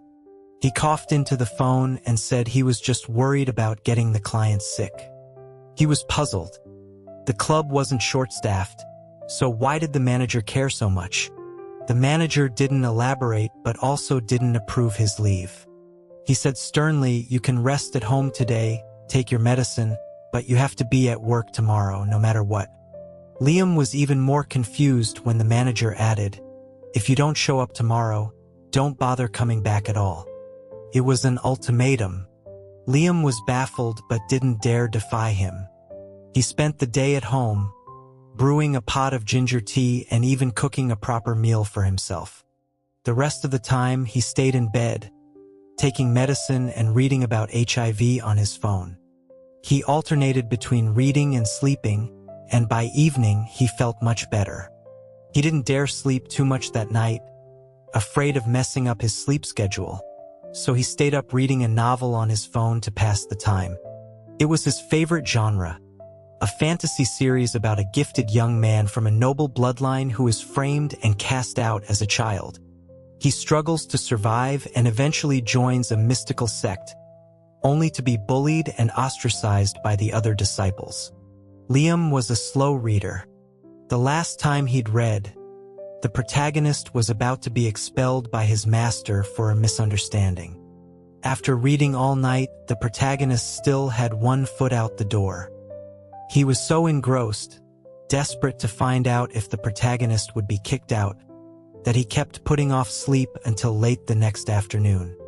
He was late for work for the first time. He rushed in without changing his clothes, greeted everyone hastily, and headed for the staff room, only to run straight into the manager. The manager looked him over and, with a rare smile, asked if he was feeling better. Liam forced a smile and nodded. Much better, Marcus. Good, the manager said. Hurry up and change. I'm taking you to a good room. Each floor at Elysium had a few exclusive SVIP suites. They weren't necessarily larger, but they were extremely private and lavishly decorated. Liam didn't believe the manager had suddenly had a change of heart, but he didn't dare refuse. He quickly changed into a server's uniform and followed him with 2 other escorts. He noticed some of the people they passed gave him strange looks. One of the escorts he knew gave him a subtle glance. Liam had a bad feeling. The other 2 escorts looked just as confused. After a short walk, one of them couldn't help but ask, "Marcus, who are we going to see?" The manager didn't answer. Liam exchanged a look with the other escort and also stopped. Marcus? They had reached the SVIP section. Liam hesitated, about to take a step back, when the door to a suite in front of them opened. The manager's face broke into a broad smile, and he bowed deeply to the person who emerged. Liam quickly bowed as well. When he looked up, he saw a familiar face. Julian raised an eyebrow slightly. "It's you?" he said. He was opening the door again, but he was dressed differently this time. Last time, he'd been wearing a sweater over a collared shirt, with the sleeves rolled up to his forearms, giving him a warm, approachable air. Today, he was in a formal suit and he'd even switched to a pair of half-rimmed glasses. The manager seemed surprised that they knew each other. Liam hadn't expected to see Julian either, let alone be remembered by him. He managed to smile, his earlier apprehension easing slightly. Music was playing inside the suite. There were clearly other people there. But the manager didn't look inside. He said respectfully from the doorway, "I've brought the men over. Just let us know if you need anything else." Julian nodded, then glanced at Liam again. "Come in," he said in a low voice.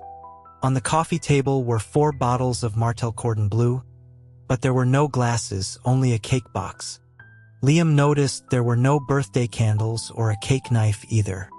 Usually, when a client celebrated a birthday at the club, even if they brought their own cake, the club would provide candles, a knife, and plates. They would also give a gift depending on the client's status and spending.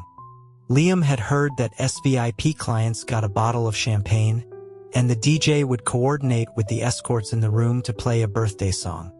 But Liam hadn't heard anything from the DJ. He looked at the other 2 escorts. They seemed just as surprised, standing there awkwardly.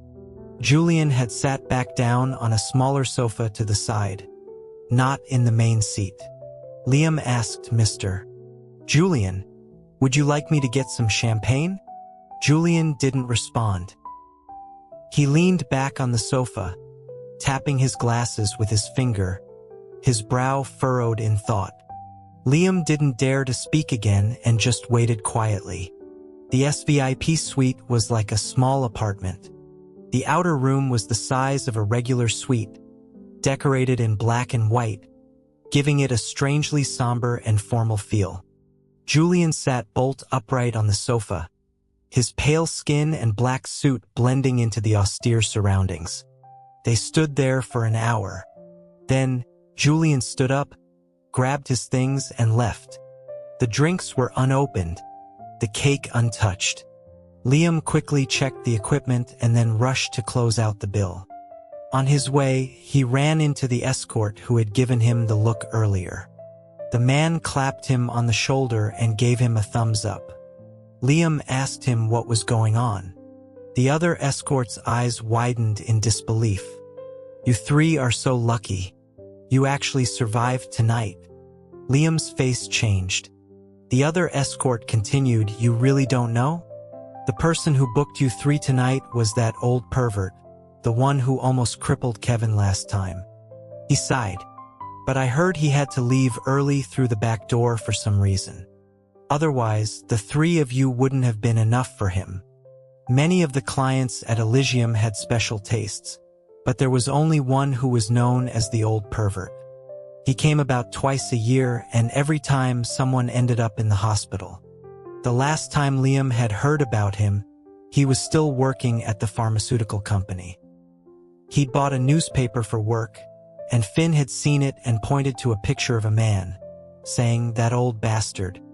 Liam had thought the kid was just being cynical about politics and had told him the man had a great track record and a good reputation. Finn had just sneered and said, "He's the one who crippled Kevin from the club." Kevin never came back to work after that. Liam had been shocked but didn't dare ask for details. Back then, he still saw escorts as people living on the fringes of society, who could have lived normal lives if they had just worked a little harder, but instead chose to trade their dignity for money. He felt a mixture of pity and contempt and had even lectured Finn about it. Why had he shown up now? Liam's heart pounded. He suddenly remembered what the manager had said yesterday about him having to come in. No wonder. The other escort looked at him sympathetically and patted his shoulder. "Who knows, but you should be careful. The old pervert's tastes are varied, and the manager is usually the one who picks the men for him. You should probably give him a red envelope soon." Liam hadn't bribed the manager when he first started. He was broke, barely able to feed himself. He'd only started making decent money in the last few days. He had hoped to build a base of regular clients, so he wouldn't be at the manager's mercy. But it seemed he couldn't escape the system. He had to pay up and suck up. Liam felt a surge of resentment but just nodded and thanked the other escort sincerely. For the rest of the night, he didn't get any good rooms.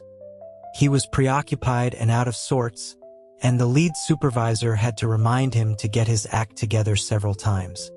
By the time he pulled himself together, the only room left was a medium-sized one. The last few remaining escorts filed in. Liam was at the back. He took a deep breath, looked up, and his eyes met those of a man on the sofa. Javier's expression was odd. He glanced at him, seemed to scoff, and then turned to look at the other men. Liam felt a wave of contempt. So much for the sob story about the poor foreman. The man couldn't even last a day. Just the other day he was at the clinic, and now he was back at the nightclub. He deserved to have a rash on his balls. Some poor escort was going to have to deal with him tonight. Hopefully he wouldn't catch anything. Liam knew he wouldn't be chosen. He rolled his eyes discreetly and thought he would probably be wasting his time tonight. Maybe he could sneak off to the staff room for a nap. But then Javier, who had been leisurely sizing up the men, cleared his throat and said slowly, "I'll take that one." Liam was looking down at his shoes, rocking back and forth on his heels. The lead supervisor asked, "Which one?" Javier said, "The least presentable one." "Yeah, the one fidgeting." Liam was chosen. As the lead supervisor left, he told him in a low voice to provide good service. Good service was code for upselling. Liam had no idea what made the supervisor think Javier had money to spend, but he certainly didn't see it. Once everyone had left, he just sat down on the floor, cross-legged, and stared at Javier. Javier put down his legs, rubbed his nose, and said, "The floor is cold." "It's fine. I'm sitting on a cushion," Liam said. Javier nodded. "Oh, good." Then he paused. "Wait, aren't you supposed to be providing kneeling service? Why are you sitting?" Liam asked if he would like him to get someone more professional. Javier thought for a moment and then, surprisingly, shook his head. Liam really didn't want to be there. Not only did he have a track record of bad luck whenever he was around Javier, but Javier's spending habits also made him feel like he was damned if he did and damned if he didn't try to upsell. But he couldn't just sit there all night. After a while, seeing that Javier wasn't getting angry or complaining, he sighed and pulled out the drink menu. Javier leaned over to look. Before Liam could make any recommendations, He pointed to some text on the menu and said, "Just get me a bottle of this." Liam took out his order pad. "Which one?" Javier squinted. "Armanda. What's this?" Liam was momentarily speechless. He leaned in to look inside. "Armand de Brignac," he recited, exasperated. Seeing Javier's wide-eyed confusion, he repeated, "It's a champagne. People usually order it to show off when they're in a big group." "Why are you ordering this?" Javier was taken aback. He looked down at the string of letters and mumbled, "How was I supposed to know it was champagne? It doesn't say so on the menu." The drink menu at Elysium was very fancy, with all the imported liquors listed in English with gold lettering. It was standard practice for them to start their sales pitch with the most expensive drinks, and Liam had done so out of habit. Javier frowned as he tried to read the menu in the dim light of the suite. He tilted the menu towards a brighter spot to get a better look. Before he could decipher the second item, the menu was snatched away. Liam, with a pen between his teeth, handed him the snack menu instead and pointed to the first few items. This time, Javier could read it: beef jerky, pickled chicken feet, crispy chicken wings, braised duck intestines. "Just order something, dude," Liam said. "As long as you meet the minimum charge. And anyway, are you even healed enough to be drinking?" Javier had been frowning, but at this, he paused and touched his nose. "No." He saw the look on Liam's face and added, "I'm not here to eat. Just order something for me from that liquor menu." Liam was confused. "Why? Order it, put it on hold for me, and I'll go pay for it." "Then you're coming with me." Liam frowned and stared at him for a moment before it clicked. "Wait, what do you mean? You're here to book someone?" He had thought that since Javier wasn't healed, he was just here to hang out and get some non-physical companionship. But this was something else entirely. Javier nodded. Seeing that he was serious, Liam took a step back and said through gritted teeth, "Javier, I don't care what you're thinking, but I know you're sick, so I'm not going anywhere with you. Do you understand?" "I understand," Javier said, looking at him. "But I also don't want anyone else to know I'm sick." You don't want anyone to know, so you shouldn't have come here." Liam was exasperated. "Why are you here? Can't you just wait a few days?" "I tried. I can't." "Are you misunderstanding something?" Javier said, rubbing his nose and coughing. "I'm here because I need someone to help me put on my medication. That medicine, it's really..." Liam waited, but Javier didn't continue. He had to prompt him. "It's what? Wasn't it just a lotion?" Javier gestured with his hands. Liam had seen the medication that day and had some recollection of it. "That lotion, you have to apply it every few hours. And if I do it myself, I have to sit on the toilet naked forever." Javier was convinced the doctor who prescribed the medication had been distracted. Why was there only one oral medication and everything else was topical? And to make matters worse, all the topical medications were different.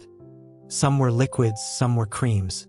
"That calamine lotion," Javier said, gripping the steering wheel as they drove, "you're supposed to apply it at least 4 times a day and let it air dry." "How am I supposed to let it air dry if I'm wearing clothes? I have to be naked. But taking my pants off 4 times a day is a real hassle. You know?" Liam, sitting in the passenger seat, shot him a sideways glance. What important business could he possibly have that would be disrupted by this? Probably just finding another call girl. Javier insisted. "Isn't it?" "Yes," Liam conceded. "Right. So I decided to just do it all at night. But that has its own problems. The doctor said to wait at least an hour between applications so it can dry properly. So I'd have to be naked for 4 hours just for the lotion. And then there are 2 other creams to apply after that." The experience was humiliating. Javier had managed it the first day, But by the second, he was getting annoyed, and by the third, just looking at the creams made him angry. So he'd driven to Elysium. He was trying to explain himself, but Liam still found it bizarre. But even if someone else applies it for you, you still have to wait an hour between applications, right? Yeah, Javier said. So what does you being naked have to do with whether someone helps you or not? It does, Javier explained. It's hard to apply it myself. The lotion is fine, but for the cream I have to bend over to apply it. And then what? Liam couldn't figure it out. Javier was tall and had long arms. Bending over was an exaggeration. He would just have to tilt his head a bit. Javier paused, then said with a note of frustration, there is no, and then what? I just need someone to help me apply it, so I don't miss any spots. What spots could you possibly miss? Liam said without thinking. It's just 2 balls, they're not that big. The words were out before he could stop them. He froze, about to explain that wasn't what he meant, when Javier frowned. What do you mean, not that big?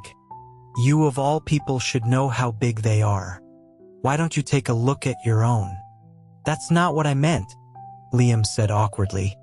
Javier turned his face away, annoyed. I don't care what you meant. It's just applying some medicine. Why are you making such a big deal about it? They had only met a few times, and every conversation seemed to start like this, ending in a tense silence. Liam knew he had misspoken and fell quiet. He was annoyed with himself. He was usually more composed and professional. But with Javier, he always felt on edge, often forgetting his place.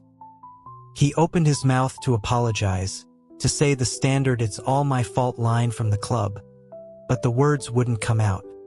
Javier's fierce, scowling expression didn't help. He kept glancing at him, but Javier wouldn't meet his eyes. Liam's face grew hotter. He rubbed his hands together and turned to watch the streetlights flash by outside the car window. Javier drove on in silence. As he calmed down, he started to see things from Liam's perspective. He knew Liam was scared, that all his questions were just a way of making sure he wasn't going to be forced into bed. And it wasn't just Liam. Anyone, even without having been with him at the clinic, would have refused upon hearing he was sick. Hadn't that call girl fled in terror? But Liam, despite his fear, had agreed to come. At the end of the day, the kid was soft-hearted. Javier thought about the drink order tonight. Even though he couldn't pronounce the names, he could read the prices. The Armand de Brignac he'd wanted to order was about 6,000 a bottle. If Liam hadn't stopped him, his commission would have been substantial. But not only had Liam steered him towards the minimum charge, he'd even gotten him a discount on the drinks. Javier wasn't one to fuss over money, but he'd never been lectured on saving money by an escort before. Whether it was for his soft heart or for treating him like a friend, he shouldn't have been so harsh. The streetlights cast fleeting shadows across the car. Liam was staring out the window, lost in thought. The light highlighted the sharp lines of his face, revealing his exhaustion and sadness. Javier stole a few glances at him. After they got off the highway, he finally rubbed his nose and said, I didn't mean to snap at you. Liam didn't answer. Javier's phone rang, a loud, obnoxious ringtone blaring. I'm making money. I'm making money. I don't even know how to spend it. Javier quickly silenced it and, with a sideways glance at Liam, continued, We're going to be seeing each other naked tonight anyway, so I might as well be honest. He cleared his throat. The doctor said, to be careful when I apply it. This thing, it could spread if you're not careful. You know what I mean? Could spread backwards to your ass. Or whatever. The doctor's actual words had been much simpler. The eczema wasn't a major issue, but it could be persistent and recurrent. And if not treated properly, it could spread to the perianal area and, in rare cases, the penis.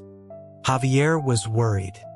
It wasn't just embarrassing, it was also itchy. Even with the medication, it was uncomfortable to walk. If his ass and his dick were also covered in a rash, he would be in living hell. After his confession, Javier felt a little embarrassed and watched for Liam's reaction. But Liam's expression was calm. After a few more glances from Javier, Liam sighed. "The expression is bear it all," he said. Javier was confused. "Huh? It's bear it all. Not seeing each other naked," Liam corrected. He ran a hand over his face, exasperated. "And it's spread, not extend."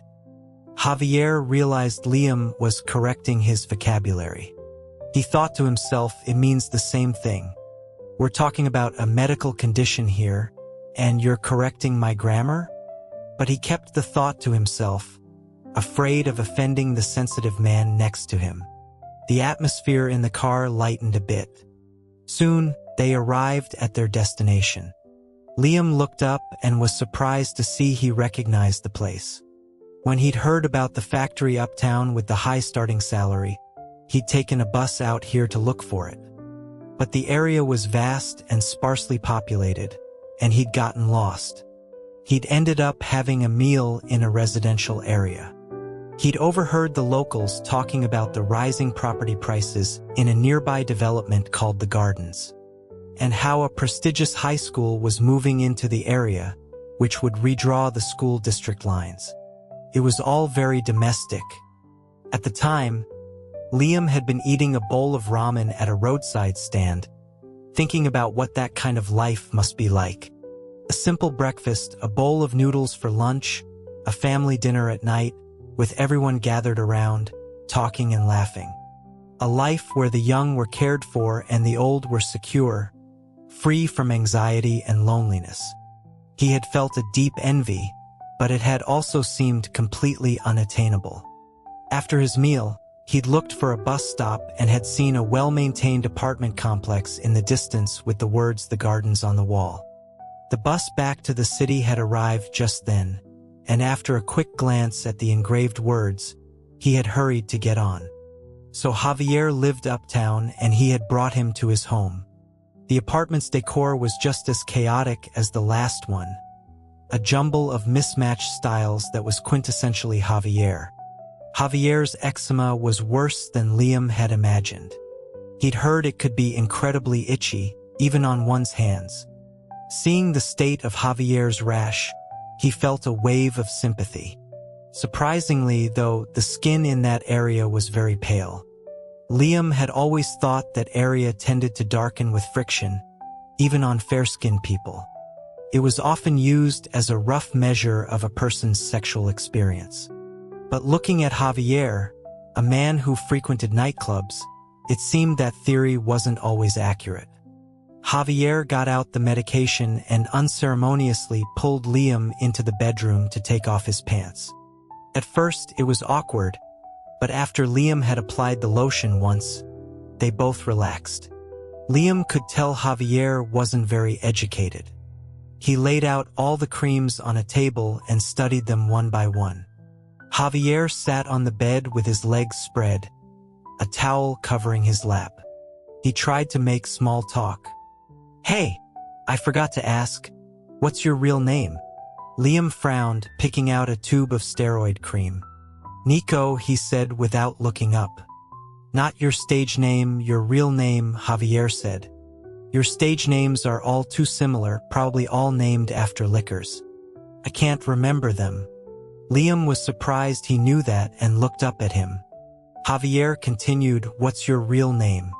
Seeing the wary look in Liam's eyes, he laughed.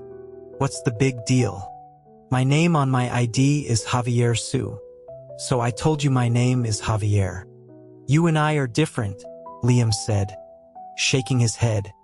"If you were the escort and I was the client, I wouldn't be afraid to tell you my real name either." He held up the brown lotion. "This lotion is for the itching. Is it really bad right now?" He changed the subject, no longer wanting to argue about names. "You don't have to be so rigid about applying it 4 times a day. The instructions say 2 to 3 times. You can reduce the frequency if it's not itching. The most important thing is the creams. Javier thought for a moment. It itches, but it's bearable. Then use a slightly higher concentration. There's a range for the dilution, Liam said. He put down the lotion and picked up a tube of cream. This white cream has steroids in it, so it should work fast, but you should try to use it sparingly. As far as I know, it's best to avoid steroids, especially in such a sensitive area. Really? Javier sat up straight and took the cream, frowning as he examined it. Liam had to hide a smile at his serious expression. He got up, found the oral medication, counted out the correct dosage, and brought him a glass of warm water. The process of applying the medication wasn't complicated, but it required care. When Javier had done it himself, he just smeared it on. But Liam used a cotton swab, applying it carefully and massaging it in to ensure it was absorbed, not missing a single spot. The cream was cool and soothing. Javier sat comfortably on the bed, watching as Liam knelt before him, his eyes focused on his testicles. His nose was straight, his lips slightly parted in concentration, his skin smooth and delicate. Javier's mind started to wander. He remembered that night, the way the man had told him, with a feigned composure, that he was inexperienced but willing to perform any service he wanted. At the time, Javier hadn't been interested. But now, his heart pounded, and his face flushed as he wondered what those services would have been like. People rarely appreciate what they have. The anticipation of the unattainable and the regret for the lost are far more potent. This principle has been articulated by philosophers throughout history, but in Javier's case, the modern, cruder expression was more apt. He was just being a masochist. He had rejected Liam's offer, and now that he wanted it, he was physically unable to have it. The combination of lost and unattainable made his base desires multiply. The part of his body that shouldn't have been reacting started to show signs of life. Javier saw Liam's eyes flicker and his face flush slightly. He hesitated, then had a reckless thought. When Liam called him a pervert, he would just be a pervert. But just as he had steeled himself to be shameless, Liam didn't take the bait. Although his face was red, he professionally finished applying the medication to the unmentionable area. Whether it was intentional or not, he applied the last cream very thickly, leaving a white layer like a coat of wet plaster. Javier looked down at it. The sight was so unappealing that his lust slowly subsided. By the time they were done, it was almost 2 in the morning. Javier's sleep schedule was relatively normal, and he was starting to feel drowsy.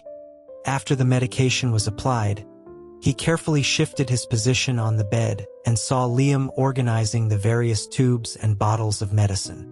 "Just leave them there," he said. "As long as you can find them." Liam paused, holding a box of cream, and turned to look at him in surprise. "What do you mean, as long as I can find them?" "You'll be the one applying it," Javier said with a yawn. "From now on, you'll come over every night to apply my medication. I'm going to be busy, so I can't pick you up every day. You can take a cab and I'll pay for it." "Every day?" Liam rolled his eyes. "A couple of times is enough. You just need to be more careful yourself. It's not spreading, and besides, I don't have time to come over." Javier propped himself up on his elbows. "What do you mean you don't have time?" "I have to work." Liam opened the drawer of a white, gold-trimmed wooden table. It was then he realized it was a European-style vanity, but the large mirror had been crudely installed facing the wall, so he'd mistaken it for a desk. The drawer had many compartments. Liam organized the medication and then pointed to each section. The left side is the herbal cream, the middle is the oral medication, and the right is the one with steroids. You should ask the doctor when to stop using the steroid cream. Put everything back where it belongs after you use it so you don't mix them up. Okay?